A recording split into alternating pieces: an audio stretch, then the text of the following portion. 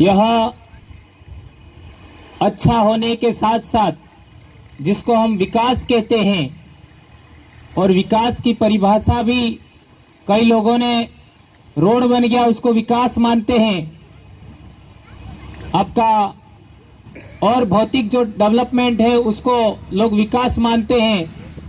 लेकिन मैं as a शिक्षक और शिक्षा जगत से जुड़ा हुआ होने के नाते मैं कहना चाहूंगा कि मानसिक विकास को ही विकास माना जाना चाहिए। वास्तविक विकास मानसिक विकास ही होता है, और मानसिक विकास के लिए शिक्षा ही एक अहम पहलू है।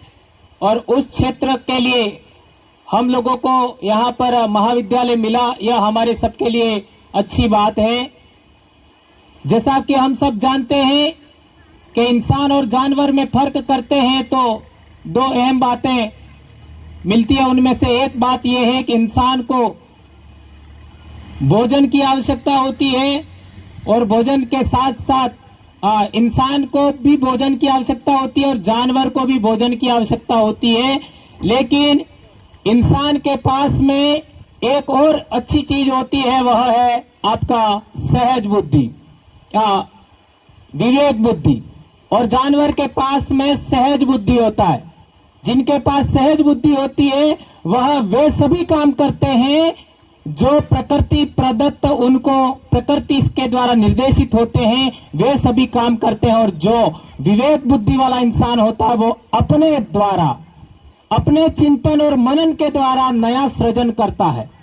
और यह विवेक बुद्धि जागृत करने के लिए आज से 100-125 साल पहले संत गोविंद गुरु महाराज ने भी कहा था कि भक्ति ने बढ़ती बे करजो मारा भाई। तो कल ही हम लोगों ने यहाँ पर हमारे संत गोविंद गुरु महाराज की मूर्ति का अनावरण किया, और आज हमारा ये शिक्षा का एक कार्यक्रम है। मेरे भाइयों, आज के दिन हमारे आदिवासी समाज के लिए एक ऐसे महापुरुष पैदा हुए थे, उनको हम सबसे पहले नमन करना चाहेंगे, जयपाल सिंह मुंडा। यह वो व्यक्ति था, यदि वह संविधान सभा में नहीं गया होता तो आज हम लोग जो शिक्षा की बात करते हैं वह भी शायद नहीं हुआ होता, ऐसा मैं मानता हूं। क्योंकि संविधान में जो हमारे प्रावधान हैं, आज हम लोग शेड्यूल ट्राइब है या आदिवासी कहे जाते हैं, उसके लिए सबसे पहले किसी ने मांग किया था तो वो जयपाल सिंह मुंडा था, जिनका आज जन्म दिवस है। और ये पढ़े लिखे लोगों को, आज के जितने समाज सेवी हैं, जनप्रतिनिधि हैं, वो कुछ साल पहले जयपाल सिंह मुंडा के बारे में भी नहीं जानते थे। और जितने भी पढ़े लिखे लोग हैं, समाज में महिलाओं का भी एजुकेशन है, लेकिन सबसे पहली शिक्षिका कौन थी तो यह आज की शिक्षिकाएं भी नहीं जानती। और कई सारी स्कूलों में उनकी मूर्ति तो छोड़ो, फोटो भी नहीं होगा। वो थी सावित्रीबाई फुले, उनका भी फोटो महाविद्यालय में होना चाहिए, जयपाल सिंह मुंडा का भी होना चाहिए। और हमारे भाइयों ने एक बात रखी कि इस महाविद्यालय का नाम हमारे 5वीं अनुसूची का अधिकार, ये जो एरिया है डूंगरपुर और बांसवाड़ा 1950 से शेड्यूल डिस्ट्रिक्ट है, आज से नहीं, 1950 से शेड्यूल डिस्ट्रिक्ट है डूंगरपुर और बांसवाड़ा। और वो प्रावधान किसी ने करवाया, वो आंदोलन था आपका बिरसा मुंडा का। तो उनके नाम पर यदि इस महाविद्यालय का नामकरण होता है तो यह हमारे लिए एक बहुत बड़ी बात होगा। मेरे भाइयों, जहां तक शिक्षा की बात करते हैं, मैं मानता हूं कि जो हमारे साथ बच्चे पढ़ते थे, जो होशियार थे, वो समय के साथ आगे नहीं बढ़ पाए। जैसा कि हमारे सीडीओ साहब ने बात रखी, मान्यवर दूल्हा भाई डेंडोर ने भी बहुत इंपॉर्टेंट बातें रखी। उन बातों को आपके दिमाग पर वजन पड़ा होगा, लेकिन वो बातें हमें जानना समझना जरूरी है। आज का दौर बहुत डेंजर है, बहुत खतरनाक है। हम लोग इन भोली भाली बातों के अंदर हमारे समाज को जागरण करने से हमें नहीं रुकना चाहिए। हमें बड़े बड़े षड्यंत्र को भी समझना चाहिए। ऐसा ही एक षड्यंत्र आपके सामने मैं रखना चाहूंगा। 1947 में हमारा देश आजाद हुआ, यह आप सब जानते हैं।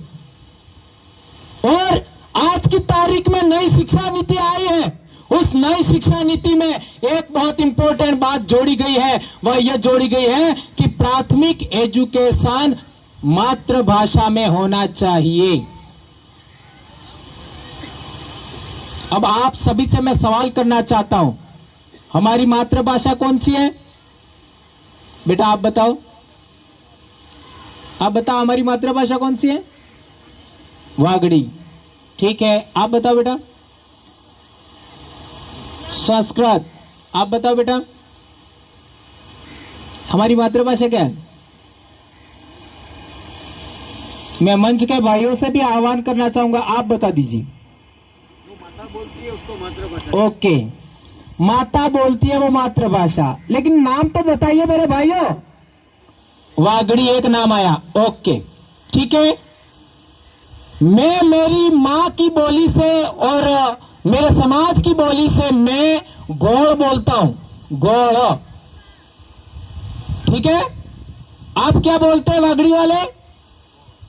गौड़ बोलते हैं, गौर बोलते हैं। थैंक यू, धन्यवाद। ये गौर है वो वागड़ी है, गौड़ कौन सी भाषा है? भीली। ये हमारी मातृभाषा है, भीली हमारी मातृभाषा है। बताइए मेरे भाइयों, चिखली बेल्ट में भील समुदाय की संख्या कितनी है? कोई परसेंटेज तो बताओ। 80 नहीं 90% होगा, 90% तो माने ना। डूंगरपुर जिले में 75% हमारी जनसंख्या है, 75%। उदयपुर संभाग में 70 के आसपास हमारी संख्या है। यदि हमको 1950 से हमारी मातृभाषा में पढ़ाई मिला होता, प्राइमरी एजुकेशन मिला होता, तो हमारे बच्चे आज मैं समझता उदयपुर संभाग में 100 के आसपास तो कलेक्टर होते, 100 के आसपास, और 100 के आसपास ही आपका पुलिस अधीक्षक होते, और तहसीलदार और थानेदार तो न जाने कितने होते जिसकी कल्पना नहीं कर सकते। बच्चा पहली क्लास में स्कूल में गया तो उसको पढ़ाया गया C फॉर काऊ, काऊ यानी गाय। क्या पढ़ाया गया? C फॉर काऊ, काऊ यानी गाय। ये बच्चे को पढ़ाया गया। तो बच्चा घर में काऊ किसको बोलता है? छोटे बच्चे को। तो हमारे बच्चे के दिमाग में आपको पता ही है कि 6 साल की उम्र में 85% मेंटल डेवलपमेंट हो जाता है बच्चे का। 6 ईयर में 85% मेंटल डेवलपमेंट होता है बच्चे का। और उसी समय बच्चे के दिमाग में प्रश्नवाचक चिन्ह आया। क्या आया? मेरे परिवार के लोग गलत हैं, मेरे माँ बाप गलत बोल रहे हैं, मेरा समाज गलत बोल रहा है, और ये शिक्षक है वो सही बोल रहे हैं, ये पढ़ाया जा रहा है वो सही पढ़ाया जा रहा है। ये बच्चे के दिमाग में प्रश्नवाचक चिन्ह पैदा हुआ।